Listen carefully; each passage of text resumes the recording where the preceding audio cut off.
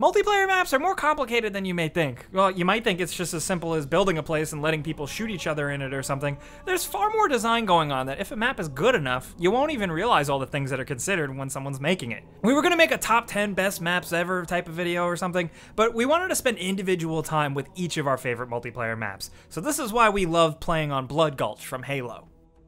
Why do players love Blood Gulch so much? What makes it great? Well, for one thing, there's definitely a bit of a nostalgia factor that's involved. I'm sure most of us have some sort of memory of sitting on the floor with a friend or friends and playing around a Slayer or any other mode on Blood Gulch with the original combat evolved. Kids actually got together back in the day to play games, remember? But that's why this map is so ingrained into Halo and first-person shooter culture, thanks to the original memories of it. The original Halo, as you probably know, was a smash hit, and most everyone became attached to it and played the hell out of this map. It has those early console generation memories attached to it, you know, the excitement of having a new console from a company that didn't really make consoles, and it was primarily played split screen on the couch for many, at least at first. Then of course there were LAN parties and gatherings like that, but you can't easily erase memories made playing games on a couch next to someone else. And the creators have been banking on it with Blood Gulch and Halo in general ever since. But aside from nostalgia, the map is remembered because it's well designed. It's a perfect example of an age-old fort battle. I have my castle here, you have your castle across from me over there, and there's a big no man's land in between where anyone can and likely will get shot. The map manages to be super simplistic while also still retaining a few strategic elements to it, and the size of the map also somewhat really just forces player confrontation.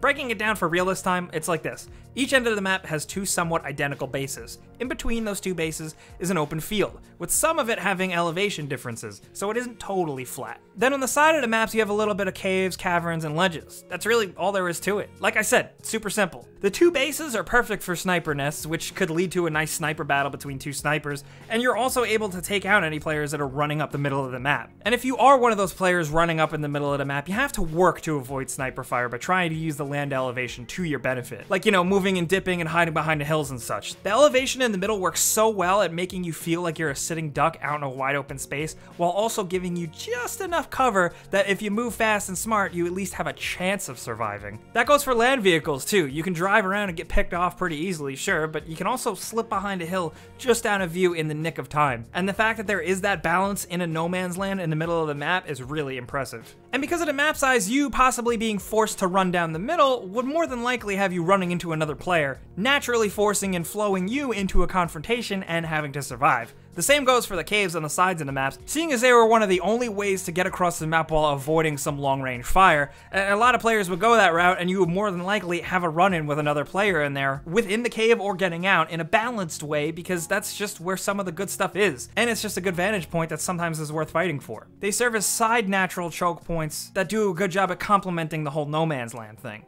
Really, the key takeaway here, though, is that no area in the map went unused. It allowed different types of gameplay. You had sniper showdowns, 1v1s, team battles, classic moments of capture the flag, or just playing chicken with warthogs, and everything in between. Not only that, there's a little cultural significance involved. Remember Red vs. Blue? So much of that original work was done right in Blood Gulch and almost became a stage for Red vs. Blue to flourish and become a big giant movement that has now even become Rooster Teeth. In fact, Blood Gulch has continued to live on through remakes and evolutions, with some variation of it appearing in every main Halo game except for ODST. I mean, Halo 2's is memorable just because it's Halo 2. You probably noticed it start to kind of evolve with Halo 3, but that simple face-off no man's land setup lives on throughout the series. Yeah, there's even a Blood Gulch map in Halo Wars. It turns out that head-to-head scenario just works really well for an RTS, too. Hemorrhage was a bit of a return to the original form with slight variations. Really, you can still give them all different coats of paints, new little shortcuts, and even more vehicles and weapon placements and different spawns, and it still doesn't really break the core mission of the original map design. It's just really impressive how bulletproof the design ideology of Blood Gulch really is. I think the biggest question, though, is will Blood Gulch's legacy really live on? There's the 343 created Forge variant in Halo 5 Guardians, but the future of the map is kind of uncertain. I really question whether or not 343 will leave it up to creative forgers and modders for the next Halo games, or maybe they continue to make it a core map. I don't know. Either way, it's good to know that fans will be willing to carry that torch, because you can't beat it. It's part of the very DNA of first-person shooters now, and Halo itself, and that's why it's on our list of all-time favorite multiplayer maps. But of course, there are tons of other multiplayer maps to discuss, whether it's a first-person shooter or any other type of competitive game. We want to hear from you guys down in the comments some of your favorite maps from all time. It takes a second to think about it because we all know the maps that we hate playing on, but the really good ones, the ones we clamor for, are definitely the ones that are worth appreciating. So let us know what you think about Blood Gulch or any other map down in the comments below. We'll be looking for inspiration for our next video. But you guys probably know the deal by now. Clicking the like button does help us out, and we really do appreciate it, especially if you like this new type of video. But if you are new, you should subscribe because we put out stuff like this every single day. But as always, thanks for watching, and we'll see you guys next time.